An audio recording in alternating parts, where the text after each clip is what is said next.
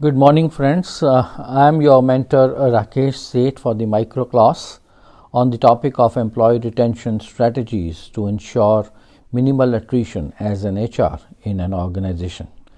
I agree that every company strives to hold on to its people's assets for the longest time. This improves productivity, maintains uninterrupted business flows, and reduces the cost of rehiring. That's why retention is a top priority for most organizations. But in a competitive hiring climate, employee retention can often be a challenge. So, by applying the right tactics, the HR can hold on to the best performing talent and create a workforce that's loyal, engaged, and outcome focused.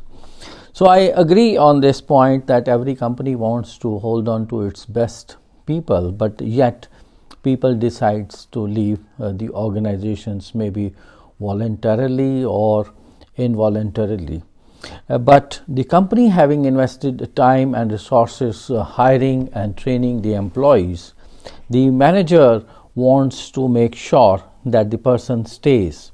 Doing so requires understanding the forces driving employees to leave the organizations. Now let's understand that what is the link between turnover rates and the organizational performance. Perhaps surprisingly, this issue is a matter of debate.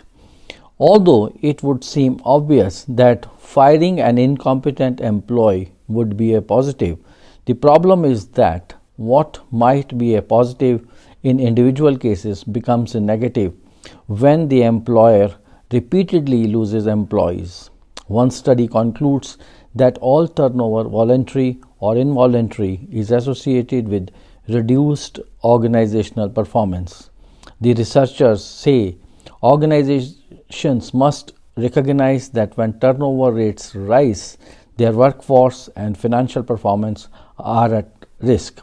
They should search for strategies to mitigate and eliminate turnover, recognizing that lower turnover is always better. In order to understand that what strategies we should deploy for retaining people, let's try and understand some of the reasons as to why people leave. Some people leave because of they have not been promoted. There are no career development opportunities. The pay systems are not aligned to the individual aspirations. Relationship supervisors are not okay, and work life balance is also a issue. Now these are some of the reasons as to why employees decide to leave the organizations.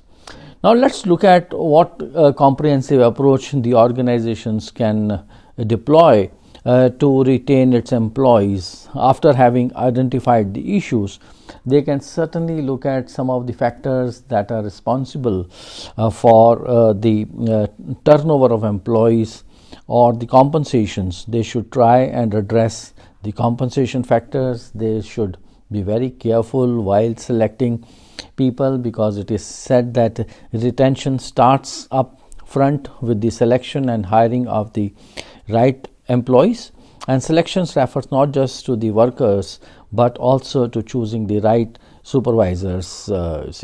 And professional growth, professionals who feel their company cares about their development and progress are much more likely to stay with the organizations, and organizations should periodically discuss with employees their career preferences and prospects and help them lay out career plans for them.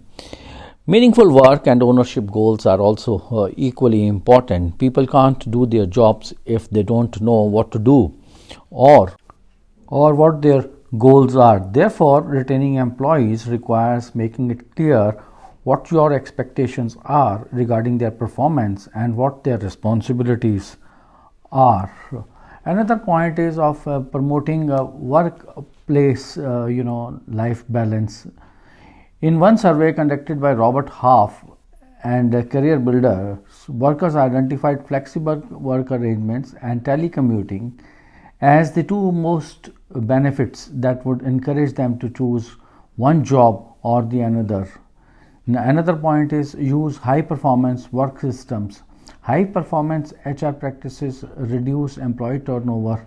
This is what has been observed.